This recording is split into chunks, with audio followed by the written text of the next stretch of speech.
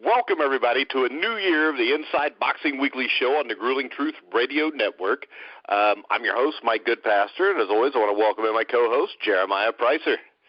Good evening, Mike. Good evening to our listeners. Excited to be here. Excited to talk some boxing.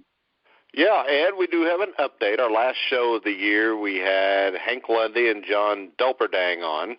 And they fought. Lundy won a unanimous decision. And from what I hear, Delperdang did really well. Yeah, and I find that a little interesting only because, we didn't know much about Delperdang. I saw a few fights of his on YouTube, and he looked like a puncher. But other than that, I couldn't really tell, how good he was going to be, and I didn't know he was going to give Lundy a tough fight, but apparently that's how it worked out. Yeah, so, we do have some fights to start off the new year next weekend, so we'll go ahead and break them down. We got one very interesting matchup and a bunch of fights that I think will probably be blowouts, but we're going to go ahead and start off with IBF Super Featherweight Champion Jose Pedraza will be defending against Vontae Davis. I don't know. I just noticed it's probably the only time we're going to talk about him. He's 16-0 with 15 knockouts. Most of the guys he's fought are basically 500 fighters or a little bit better. Know anything about this guy? Yeah, I've seen Davis fight a number of times. I mean, he's coming out of Mayweather's stable of prospects, and from what I've seen, he's a pretty good fighter. I mean, he hits pretty hard. His hands are pretty quick. But again, it's with talking about his level of competition, it's been hard to say exactly how good he is. But again, he has looked good. But against Pedraza, who's also not inexperienced compared to a lot of other pros, it's harder for me to say how he's going to match up against Pedraza. Pedraza is a guy I like personally. He's tall. He can switch from orthodox to southpaw, goes to the body, goes to the head. I just think he's a well-schooled guy, and I like him quite a bit. And if I've seen the odds right, I thought Pedraza was a 60-40 favorite, which isn't too big. It seems like a lot of people are thinking pretty highly of Davis. But if I were to pick here, I'd probably favor Pedraza by decision. Again, he's just a guy that I like. I think he's well-schooled, and I think he comes out on top here. Yeah, he's beaten better opponents. I mean, he's beaten Stephen Smith, Edner Terry's last two fights, which are solid fighters, not world beaters, but they're good fighters. And I think this is maybe too big of a step up from fighting guys that are 18-9 and 14-12. I'm going to go with Pedraza also. Brings us to our next fight, which, God help me pronouncing this, I can do Anthony Terrell. He's defending he's fighting against Norbert Nemaspada. Any idea about him? I know he has the one name that stood out to me was he did lose to Caleb Smith. Yeah, I think I might have seen the Smith fight, actually. He didn't look particularly impressive there. I'm not exactly sure what this fight does. I don't know, maybe it just gets Anthony Terrell kind of back on track and in the title contention. I don't really know. But if I remember correctly, Nemasapi or Sapati or whatever the hell, yeah, I don't know. I don't know what kind of challenge he poses. It doesn't seem like much looking at his record. I just think Terrell's trying to get back into title contention. Yeah, I mean, he's coming off wins over Truex, Rubio, lost his title, of course, to Badou Jack. I've never really been convinced Terrell was the real deal, though. No, the funny thing is I think most of us thought Andre Terrell was going to be the better of the two. And in terms of what's happened, it looks like, Anthony might be the better one. But, I mean, either way, he's certainly not lived up to the sort of hype that he received in the early going. And not only that, him and his brother have been relatively inactive. It's just been a bit disappointing from two guys who had their sort of amateur background. But granted, he wins, maybe he will be a title contender again. And, if Badou Jack wins, maybe he'll get a rematch. All right, and we've got a WBA superweight title fight between Eraslon Laura, who, he's beaten Van Martyrs Erosion, John Zevic lately, Delvin Rodriguez, Ishe Smith, lost a close fight to Canelo Alvarez. He is, for some reason, defending his title against Yuri Foreman, who I don't think has done much other than lose to Wallach and Cotto, and that was, 5-6 years ago. How the hell does Yuri Foreman get a title shot? I have no damn idea. I mean, Foreman has never been impressive. I mean, he had a solid win against Santos, but again, we all know that wasn't, some highlight performance. But I mean, it looks like he's had a couple wins lately against guys with about 500 records. I don't know. I don't know what's going on with Lara here. I mean, he claims to be a title holder, even though I think it's just some bullshit WBA regular title. I just don't know. I can't see why he doesn't have other options out there. You have both of the Charlo brothers. One doesn't hold a title. I'm sure he would jump at the chance to grab one. I don't know what's going on here. Foreman's probably just past his prime. If Lara's smart, he'll try to up his stock and try to get Foreman out of there early. Well, see, I know before in the past they said that Lara had a hard time finding people to fight him because he makes everybody look bad with his style. I don't see where that should be a problem anymore. No, I mean, and not only that, he's gotten a ton of people to fight him. I mean, he's fought Paul Williams, and then he certainly won that fight. I mean, he's fought Faines Martirosyan twice, Alfredo Angulo, Austin Trout, Saul Alvarez. I mean, the guy's gotten a bunch of big fighters, and arguably, I suppose one could make, he's never lost. I mean, certainly most people thought he beat Paul Williams. A lot of people thought he beat Alvarez. I personally favored Alvarez there, but you would think with a title and, somebody who's already fought in a bunch of recognizable names, he would be able to get somebody. But hopefully he does something better after this. Yeah, because Yuri Foreman, I mean, come on, these guys have fought like 70-some times combined between each other, and they have 23 knockouts. So I don't think we're going to see a big barn burner Friday night either. No. Lara, again, he's just got to go out there and prove a point. This fight it's not worth much. All right, that brings us to our main event of the weekend, which is James Degale, who I think is a hell of a fighter, beat Medina Butte. Of course, he beat Andre Terrell, who we talked about before, won the title over Terrell. He's defending his title against former titleist Badou Jack, who has a majority decision over Anthony Terrell, wasn't it? A split decision over George Groves. Recently drew with Butte. Butte did look better than people thought he would, but if Jack was good enough to beat Degale, I would think he would beat Butte. Yeah, I think we. I remember, Butte failed his drug test. I mean, it looked like he's on some pretty serious steroids there. But yeah, I mean, Degale I thought looked better against Butte than Jack did. I mean, Jack's a pretty good fighter. He's done more than I expected, to be honest with you, and he's had some solid wins. I mean, I didn't really think that highly of him when he fought Marco Antonio Parabon when it was a close fight. And I thought, a guy with this highly touted, he should do a little bit better. But, his win over Terrell, his win over Groves, the fight with Butte, he's done a bit more than expected. And I honestly kind of see this fight as being between the 1 and 2 guys. With their recent resumes, especially Jack. Jack I view as the top guy right now, but of course this is going to settle it in my opinion. I view this as the fight between the 2 top guys. Whoever wins this is undoubtedly the best. I personally favor Degale here. I think he's a bit more versatile, a bit more fluid in what he does. Again, he's just more well-rounded. Like him, I think he's a bit more experienced too. A lot of people forget that he fought George Groves early in his career, and he's bounced back really nicely since then. But yeah, I think he takes a decision here. I wouldn't be surprised, actually, if he stopped Jack, but it's a good fight. Definitely the best one of the weekend.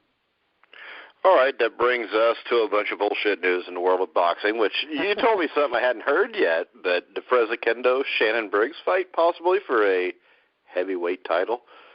Yeah, a quote-unquote title. That's why I tried to whisper it so nobody'd hear it. They'd think I was crazy. Yeah, don't pay too much mind for It'd be a good fight in 1998, though. Yeah, it sure would be. I wonder what happened there. Anyways, from what I read, the WBA is ordering these 2 to fight for the vacant regular belt. Again, the belt means nothing to anything but the fighters themselves. But I think it's partly the reason is because Lucas Brown and his run-in with Vada. So him failing 2 drug tests has essentially eliminated him from trying to fight for it. And so seeing as Freza Kendo, I think there's a legal obligation for him to get this chance. and then the WBA rating Shannon Briggs highly for some odd reason. Not sure who he's beaten, but that's what it's led to. And so now we've got this Fres Oquendo versus Shannon Briggs. Are you excited for this at all? Well, I'll tell you, the last fight that Oquendo had was in the middle of 2014 when he lost a majority decision to Ruslan Chagayev, which losing to Chagayev by majority decision would be impressive if it was 5 or 6 years before that. I mean, come on. I mean, if you go back 10 fights, he beat Bruce Seldon. In 2009 was 10 fights ago. He beat Bruce Seldon. He beat Jean-Marc Mormac. Or no, he lost to Mormac in 2010. Yeah. He lost a split decision to Oliver McCall in 2010. He won on a disqualification over a Travis Fulton. He had 2 more fights in 2012 where he beat Robert Hawkins and Joey Abel. And then he beats Derek Rossi by unanimous decision for this is what I did a little research on this. And he beat Rossi and won the WBA Fideliton heavyweight title. I don't even know what the hell that is. I think these organizations are just making shit up out of thin air. I mean, his last win was 2014 against Galen Brown, who he TKO'd in Kansas. And Galen Brown had a record of 41-26. I mean, how in the hell? If you go back here, he lost to James Toney in 2008. Where is a good win that he's ever even had where they would be ranking him this high? I have no damn idea. But in 2006, he lost to Evander Holyfield. He lost to John Ruiz. He lost to Chris Bird. I mean, his best win that I find going back to 2003 was a win over Maurice Harris. And I think that he beat David Izon at one point, too. I mean, so really, this guy hadn't done anything to be ranked in 13 years. But yet they're going to put him against Shannon Briggs for a heavyweight title fight. Now, and my question to you is, what's Shannon Briggs done? Honestly, Shannon Briggs hasn't done a damn thing.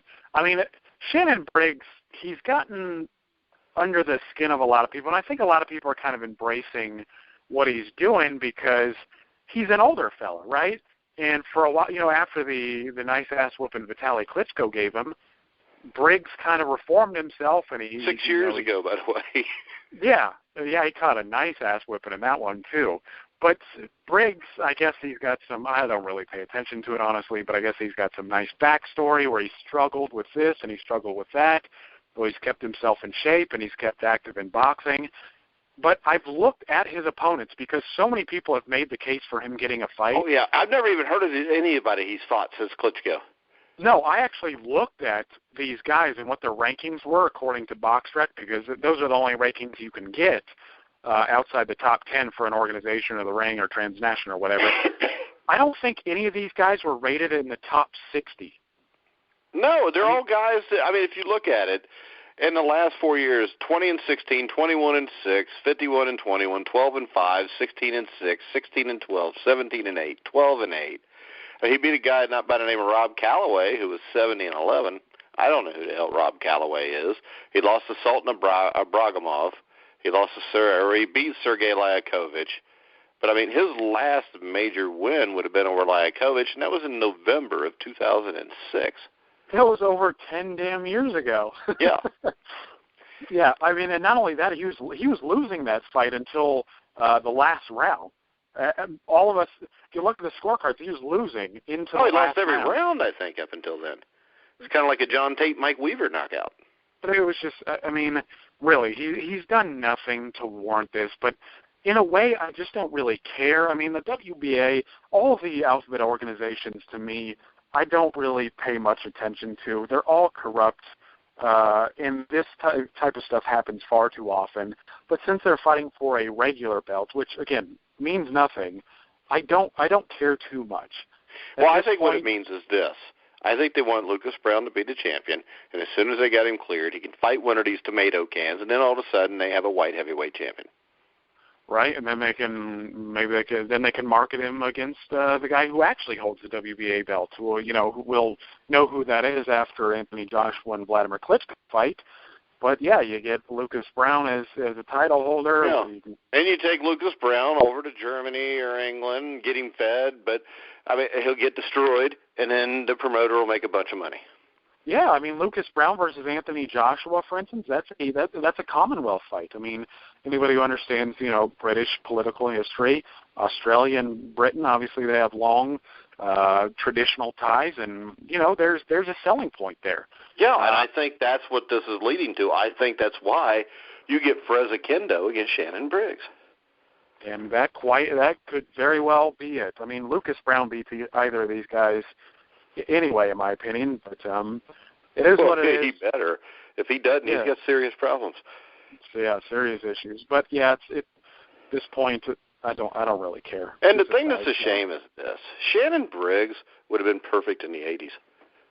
A big talented guy that just is so damn stupid that he does stuff that always stops himself from being as good as what he could be. Yep, he would have fit right in. Yeah, he'd have fit in perfect. I mean, he'd have fit in perfect with Tony Tubbs and Trevor Berbick and Greg Page and all those guys. Tim Witherspoon, which I think Witherspoon's was more inflicted by Don King than anything else. But, I mean, I just don't understand it. Freza Kendo wasn't that good in his prime. No, I mean, this is a guy who got stopped by John Ruiz. I mean, what else do you need to know? Yeah, that's our favorite fighter, John Ruiz. Oh, good old jab and grab, man. Yeah, and that was, except for that time he got knocked out in like 19 seconds. Yeah, no, that was beautiful against Tua. Yeah, that was quick. Yeah. All right, so we had a guy that's been on the show before, Jeff Horn. They're talking about him, which now I also see that Bob Arum's thrown out Ricky Burns as a possible opponent from Manny Pacquiao. What's your thoughts on Jeff Horn and Ricky Burns being Manny Pacquiao's next opponent? Well, I think he can do better, honestly. I mean, 147 is pretty loaded. I mean, there are a lot of guys I think we'd rather see him fight. I mean, Errol Spence, Kell Brook, Keith Thurman, Danny Garcia. I know that those two are locked up, whatever. But there's a lot of guys. I mean, the top 20 is deep. Pacquiao has plenty of options. Unfortunately, he's contractually obligated to do a lot of what Arum wants him to do. And so now we're getting this sort of incestuous matchmaking. I've brought it up numerous times. That's why we constantly see Pacquiao versus Rios, Rios versus Bradley, Bradley versus Vargas, on and on and on. Well, Bob Arum bought a piece of Jeff Horn. So I think if I read it correctly, Bob Arum gets a piece of Jeff Horn's promotions whenever he fights stateside. And reading into it, it looks as if Jeff Horn is very hopeful for this fight. We've had him on the show before. He's a good guy. I've talked to his father. His father's a good guy. I've written on Jeff Horn. I've got a lot of respect for the guy. I think he's progressed well. But I think at this point in time, he's just a bit too green for Pacquiao. Yeah, but I'll tell you what, I'd rather see Jeff Horn get a shot than Ricky Burns even. I'm not personally, the hype surrounding Ricky Burns, I like Ricky Burns too. I got a lot of respect for him as well. He's a working class guy. He's big in Britain. They of course overhype him like they do many fighters nowadays and call him a three-weight champion, whatever. He's got more experience than Jeff Horn. He's gotten a lot of shots. I mean, he fought. Yeah, but the difference to me is this: we know what Ricky Burns has to offer, and it's not going to give Manny Pacquiao any trouble. At least with Horn, you have at least the unknown. Right. And plus, he's young, he's hungry, he can hit a little bit. Who knows? But I don't even know why Pacquiao continues to fight if it's going to be like this. Yeah, I don't know. I mean, if guys like Pacquiao and Miguel Cotto, if they're just fighting to kind of pad their checkbooks before they make their way out, I can deal with that sort of stuff. I just wish they would come out and say it. Instead, we're all don't do it on pay-per-view. Yeah, exactly. Instead, we're all anticipating these big matches, and then they're disappointing us time and time again. If Jeff Horn gets a shot, hey, good for him. Love to have him back on the show. What I would personally like to see is I would like to see Pacquiao fight somebody else, and then I would like to see Jeff Horn come stateside and fight a guy like Jessie Vargas. I mean, Vargas is a WBO fighter. He's a guy who has good experience against some top-level guys, and Horn can kind of, we can see what he's working with in a fight like that. And the point is this: at some point, if they keep fighting to Manny hands, Manny Pacquiao is going to end his career by losing to a guy like Jeff Horn, because he gets old. I mean, because to me, Pacquiao looked pretty good against Bradley still, I thought. But Bradley's getting up there in age, too. But against Vargas, I mean, come on. Jessie Vargas doesn't go 6 rounds with Manny Pacquiao 5 or 6 years ago. No, I was telling my brother this just before I hopped on the show. I mean, Vargas is a good fighter, but he's not much more than that. In terms of talent, I would rate him in the top 20. He's not a top 10 guy, in my opinion. You add in his resume, yeah, sure, he's a top 15 guy, whatever, top 10 guy. He's a solid fighter. That's it. Yeah, he's a solid fighter. But, you get, like you said, you get the Manny Pacquiao who beat up Miguel Cotto. He washes Vargas. It's not even a competition. But when you watch Manny Pacquiao and you watch Jessie Vargas fight, it's pretty competitive. I mean, the rounds, Pacquiao seems more timid. He seems less confident in his chin and his power and his speed. He's pot-shotting a lot more than he used to. He's certainly past his prime. I mean, he's been past his best for years. And like you said, one of these days he's going to get clipped, and it's going to be over for him against, a guy we don't expect to beat him. Yeah, and, hey, and talking about people who get knocked out a lot, which we weren't, but I needed a segue, your boy David Price is going to come back and fight, too, on the Eubank Quillen card. Oh, He's fighting Christian Hammer, who was just announced. Okay, yeah, Hammer's a guy I've seen, I think, once. He's a fringe guy, what top 40 type guy, I can't remember. Price is, it's funny, if you look at Dan Raphael's prospects of the year, he had David Price as one of them, and I could see why. Yeah, I could see why early in his career, because David Price looked like a damn good fighter. I mean, he has a lot of skills for a big guy. Yeah, he just can't take a punch. Exactly, like plenty of other guys. And luckily for David Price, he's still going to get shots because when he fought Tony Thompson and when he fought Eric and Tepper, they both tested positive for banned substances. So Price had some ground to stand on.